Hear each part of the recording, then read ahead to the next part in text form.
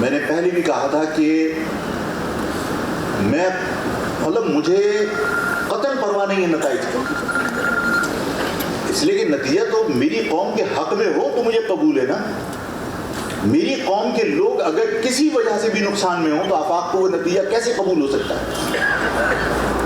میں نے لوگوں سے کہا کہ بنگلہ دیش کے اندر جو آج ریڈ کراس کے گئے، میں نے تو یہ تک کہا، چاہے وہ مجھے لوگوں برا کہیں کہ لو قائد اعظم بھی اب جو ہے وہ آپ کو ناگوار گزر رہے ہیں، نہیں بھائی، قائد اعظم نے اس ملک کو بنا دیا، ہمارے لیے قابل احترام حضرت قائد اعظم. لیکن کبھی اپنے دل پر ہاتھ رکھ کے پوچھو کہ علی گڑھ قصبہ، یو پی، سی پی، دہلی، بہار، ان تمام علاقوں کے اندر قائد اعظم نے جب تحریک چلائی تو نعرہ لگایا تھا کہ بر صغیر پاک و ہند کے 10 کروڑ مسلمانوں کے لیے علیحدہ وطن چاہیے. لگایا تھا نعرہ، نہیں لگایا تھا؟ یہ سنا اپنے بزرگوں سے کہ آپ کے بزرگ نعرہ لگاتے تھے کہ بٹ کے رہے گا ہندوستان، لے کے رہیں گے پاکستان. پاکستان کا مطلب کیا؟ لا الہ الا اللہ. پاکستان بن گیا. قائد اعظم کا فرض کیا تھا؟ قائد اعظم کا فرض یہ تھا کہ جب تک ان اقلیتی علاقوں کا ایک مسلمان بھی اس پاکستان آنا چاہتا ہے وہ آ جائے. جن سے تحریک چلوائی ان کو یہاں پاکستان بننے کے بعد قائد اعظم جب اترے تو انہوں نے ہدایت کیا تھی کہ وہاں پر جو مسلمان ہیں وہاں کی حکومت کے وفادار بن کے رہیں. اگر مجھے انہی ہندوؤں کے وفاداری کرنی تھی تو مجھ سے قربانی کیوں مانگی تھی؟ مجھ سے میرے بزرگوں سے قربانی کیوں مانگی تھی؟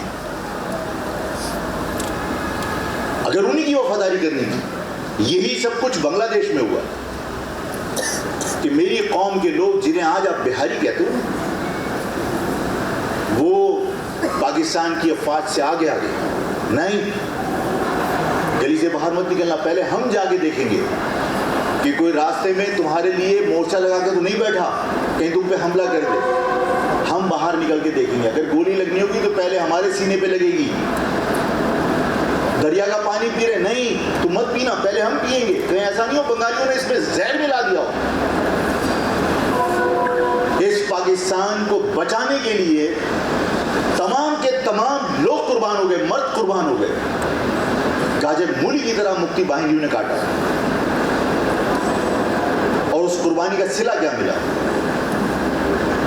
اگر نہیں بچا سکے تھے پاکستان اور اللہ نے ہماری قسمت میں یہ ناکامی لکھی تھی اور سب نے جب صبر کر لیا تھا اور سب لوگ جب واپس آ گئے تھے تو ان کو بھی واپس آنا چاہیے. ان کے لیے یہاں کی گورنمنٹ نے پھر وہی کیا جو قائد اعظم نے کیا تھا کہ وہاں پر جو محسورین مشرقی پاکستان ہے وہ وہاں کی شہریت اختیار کر لیں اور وہاں کی گورنمنٹ کے وفادار بن کے رہیں.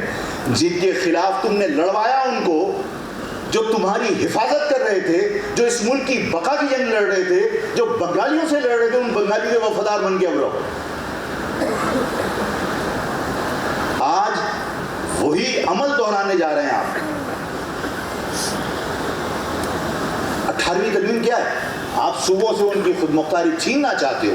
اس 18ویں ترمیم میں ترمیم کر کے 26ویں ترمیم کے ذریعے اگر آپ ترمیم کر کے ان کی خود مختاری چھینو گے اور یہ انیشیٹو ان مہاجروں کے ذریعے اگر اسمبلی میں جائے گا تو دشمن کون ہوگا؟ آپ دوبارہ ہمیں قربانی کا بکرا بنا رہے. اگر وفاق سمجھتا ہے ہم ناعقل لوگ ہیں، ہم بے عقلے ہیں، ہمیں نہیں سمجھ کسی بات کی، تم بہت سمجھدار ہو، اس ملک کی تمہیں جتنی فکر ہے ہمیں نہیں ہے، مان لیا. اگر اتنا ہی ضروری ہے 18ویں ترمیم کے اندر ترمیم کرنا اور 26ویں ترمیم لانا تو بھائی پنجاب سے ہی اسمبلی کے اندر پیش کرو، یہاں سے پیش نہیں کرواؤ. اس لیے کہ یہ مہاجر قوم کو قربانی کا بکرا بنا کر سندھیوں سے لڑانے کی سازش ختم ہونی چاہیے. ہم سندھی کو یہ نہیں کہہ رہے کہ وہ ہمارے دوست ہیں، انہوں نے ہمارے ساتھ کوئی بھلا نہیں کیا، انہوں نے ہمیں نوکری سے محروم رکھا ہے. لیکن بھائی بات یہ ہے کہ جس طرح کہتے ہیں نا پڑوسی تبدیل نہیں کیا جا سکتا، کہتے ہیں نا پڑوسی تبدیل کیا، بھائی اس صوبے کے اندر میں بھی رہتا ہوں، نہ میں یہاں سے آگرہ چلا جاؤں گا نہ یہاں سے سندھی بمبئی چلا جائے گا. مجھے اور سندھی کو یہیں رہنا ہے تو مجھے اپنے حقوق کی جنگ بھی یہیں لڑنی ہے.